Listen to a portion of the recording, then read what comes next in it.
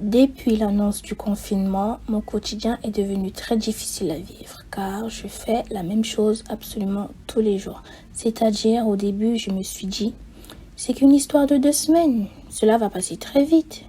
Mais vu la situation que l'on entend dans les médias, on n'est pas prêt de sortir de chez nous aussitôt. Je vis dans un appartement, dans un immeuble avec mes parents et mes 3 sœurs. Je passe le plus clair de mon temps à ranger ma chambre.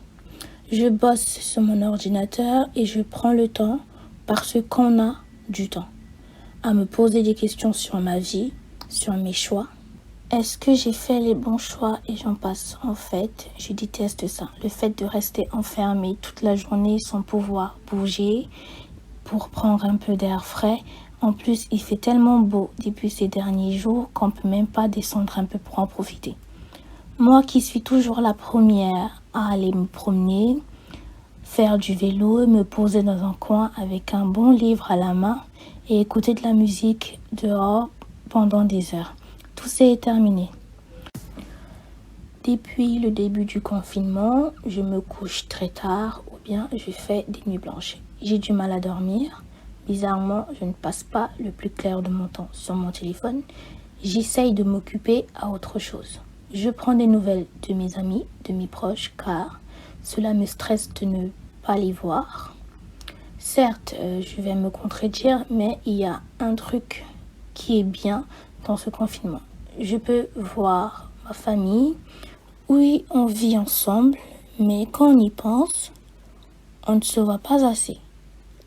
Il y a des jours où le matin, je vais faire tout ce que j'ai à faire et comme cela, je profite du reste de la journée avec mes sœurs. L'enfermement n'est vraiment pas fait pour moi, mais sans moi, son seul avantage. J'ai créé plus de liens avec mes sœurs. Je suis confiné dans mon appartement et ne sors pratiquement pas. Le matin, le réveil est dur, j'organise mon temps de révision, mais je consacre aussi un moment de la journée à lire et à m'informer. Je n'ai aucune interaction sociale, si ce n'est qu'avec ma sœur, avec qui je parle évidemment beaucoup d'actualité. L'après-midi, il m'arrive de regarder la télévision ou de faire un peu de sport à l'intérieur de ma maison. Avant le confinement, je le faisais à l'extérieur au grand air. Pendant que cette période d'épidémie met les individus en danger, il y a aussi de nombreux changements et conséquences positifs, comme une vraie diminution de la pollution, moins d'avions dans le ciel, moins d'usines qui tournent, l'air est plus respirable. La situation est difficile pour chacun d'entre nous, mais avantageuse pour la planète.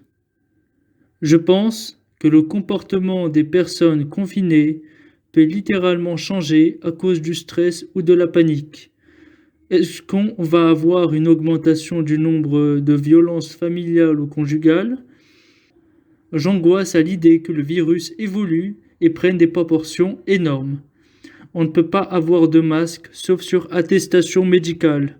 Je trouve ça absurde puisqu'une minorité ne porte pas de masque. Elle peut être facilement contaminée ou bien contaminer les autres. Ce serait beaucoup plus logique que tout le monde porte un masque pour lutter contre la propagation. Je ne sors qu'en cas de nécessité, mais je ne suis pas à l'abri d'une contamination, ni ma famille, ni vous, ni tout être humain. Le manque de masques est un véritable problème. J'ai l'impression qu'on se méfie maintenant, un peu tous les uns des autres, quand on est dehors.